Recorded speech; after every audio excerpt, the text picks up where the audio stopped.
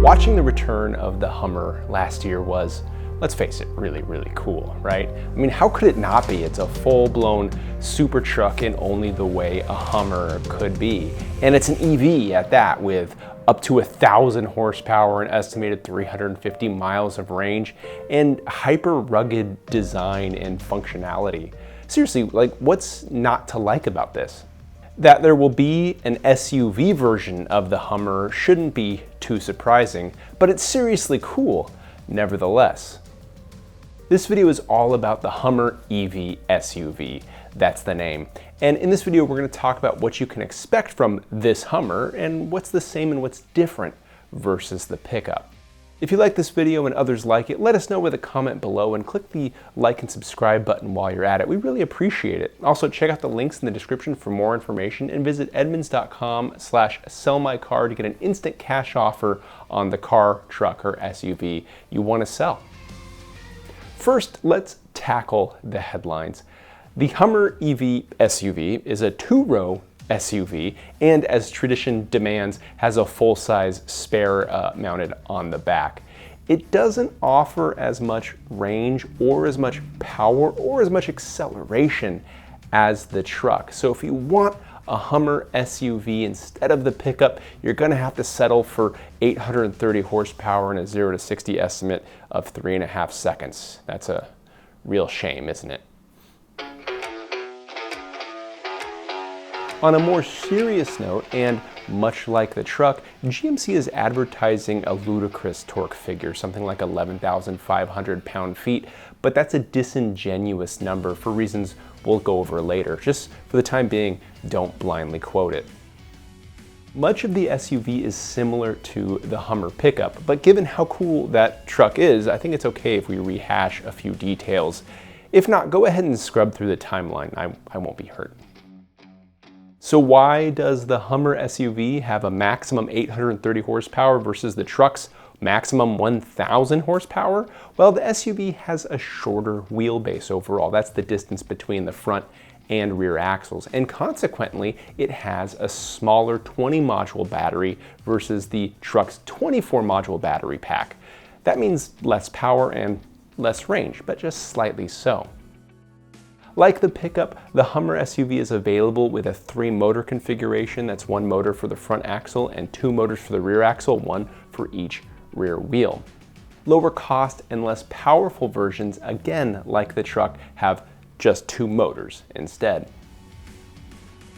But let's talk about that 3-motor setup some more. There's no mechanical connection between any of the motors, which means there's all kinds of benefits, including the ability to route power to just one wheel. The Extreme Off-Road package adds a locking front differential and a virtual locking rear differential. Basically means the 2 electric motors can sync their speeds and simulate the effects of a traditional limited slip differential or locking rear differential without actually needing one. Now, with everything locked up or running at the same speeds, you effectively get true 4-wheel drive, but with the added benefits of having all-wheel drive as well. And there's also no low range either. You also get the same nifty crab walk mode where the rear wheels can turn in phase with the front wheels, allowing the SUV or truck to move diagonally in what's called a crab walk. It just looks super cool and might help with maneuvering in tight areas, but more importantly, it looks cool.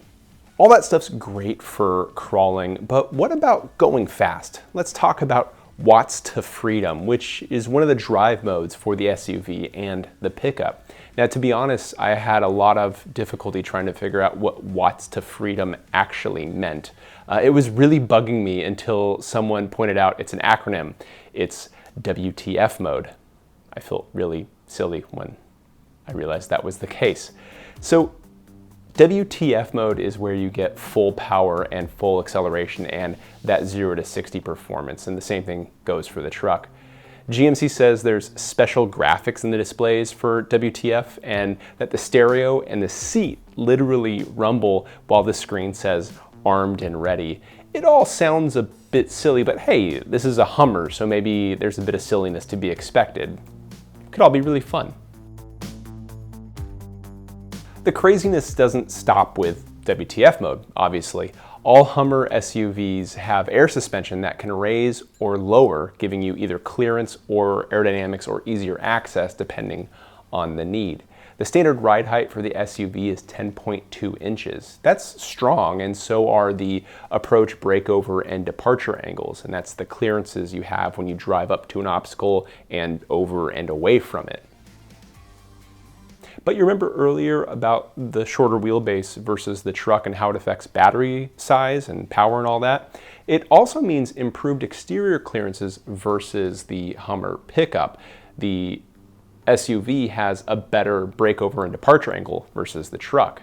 On top of that, the air suspension can raise so that you have 16 inches of ground clearance in what GMC calls extract mode.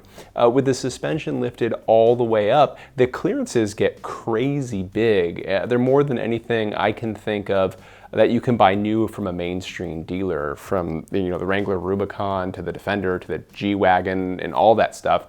Tell me if you can think of anything else that has clearances this big.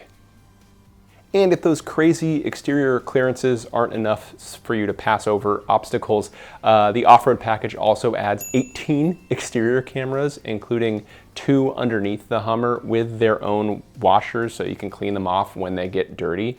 And should that not give you enough view or clearance or some combination of the two, you also get a lot of underbody protection should you actually come in contact with the earth with something that's not a wheel or tire.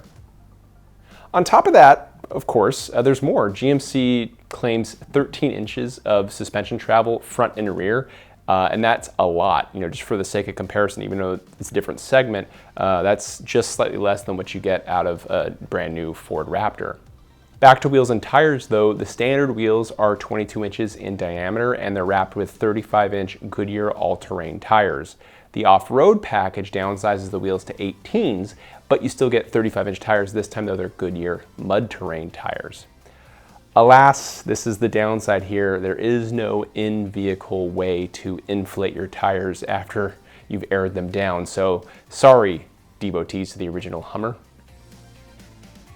The inside looks just as wild as it does with the pickup, and there are plenty of Easter eggs, as well as a massive 13.4-inch center screen and a 12.3-inch digital gauge cluster. GMC says that the floor-mounted battery pack, it's actually underneath the floor between the front and rear axles. It provides the stiffness that allows for a removable roof or removable roof panels. GMC calls them sky panels. I call them T-tops, but you can remove them and also the bar that runs fore and aft between the panels on the front, and all those things can be stored in the front trunk because yes, you get that as well. Looking at the back, the powered swing out tailgate, when you open that up, you have a 4-foot wide opening to load things into the cargo area. That's big. And with the second row folded, you get 82 cubic feet of storage. For comparison, that's more than what you get behind the second row of a Chevy Tahoe. And if you remember, there's that additional front trunk storage that has an additional 9 cubic feet. So plenty of room to put stuff. How about driving the thing? Well, that'll have to wait, and likely for a couple years too. But GMC sounds to be taking full advantage of the one-pedal driving effect that we really like from EVs, where you use the regenerative braking capabilities of the electric motors to do the slowing down for you, so you can come to a complete stop without needing to touch the brake pedal. GMC says that the one-pedal driving is adjustable, and there's a terrain mode that incorporates the mechanical brakes as well for off-road use, and that sounds like it's specifically tailored for crawling. On top of that, there's a regen on demand system feature, and it sounds like it's a paddle on the steering wheel that you pull to activate the most regenerative braking you can get out of the electric motors, and that sounds very similar to what's available in the Chevy Volt, although I tend to just like the one-pedal driving a lot more. But hey, you get options. How about range? The estimate for the most capable Hummer SUV Edition 1 is above 300 miles. Adding that off-road package drops it to 280 miles, but the lowest price version has a range estimate of 250 miles. But I think now we should circle back to that 11,500 pound-feet of torque figure. So what makes it deceiving? It's actually pretty simple. That's the torque measured at the wheel after you multiply it by, in this case, the reduction gear. If you do the same math with a turbodiesel GMC Sierra 2500 HD in first gear, you'll actually get a bigger number because that's just not how you measure torque when you're talking about cars. So don't trust it. As for what the actual combined torque figure is for the electric motors, either 2 or 3 of them, depending on your configuration, measured, by the way everybody normally measures torque, GMC hasn't said. Though if you watch Engineering Explains video on the Hummer EV reveal, he actually did the math and came up to what sounds like a really solid estimate for the torque on the 3-motor setup in the truck. So highly recommend watching that video.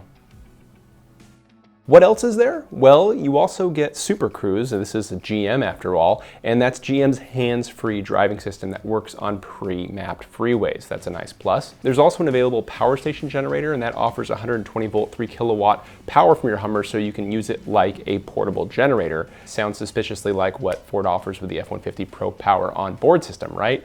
And GM says you can also use the GMC Hummer EV to charge other EVs. Lastly, the turning circle on the Hummer EV is 35 feet, and that's actually less than what you get out of a Honda CR-V. I don't know, that's pretty cool. Like the truck, the Hummer SUV EV, Hummer EV SUV, it's gonna take a while to remember. It's available with a few trim levels, starting with the priciest and most capable Edition 1 and working down from the 3X, 2X, and lastly, the 2. If you, like me, really want one, I've got some bad news. This is a 2024 model year vehicle, so the earliest we'll see it is sometime in 2023. GMC says early 2023, but it's a while. Like the truck, again, first out of the gate is the Edition 1 version, which will cost roughly $106,000 before the off-road package is added. That adds another $5,000 or so. The lowest priced SUV 2 will come in at around $80,000, but that won't be available until spring 2024. What do you think about it? Let us know in the comments below. I think it's really, really rad, and I can't wait to actually drive one. Thanks for watching this video. If you liked it, go ahead and comment and click like and click subscribe too while you're at it. And again, check out the links in the description below for more information. Thanks for watching.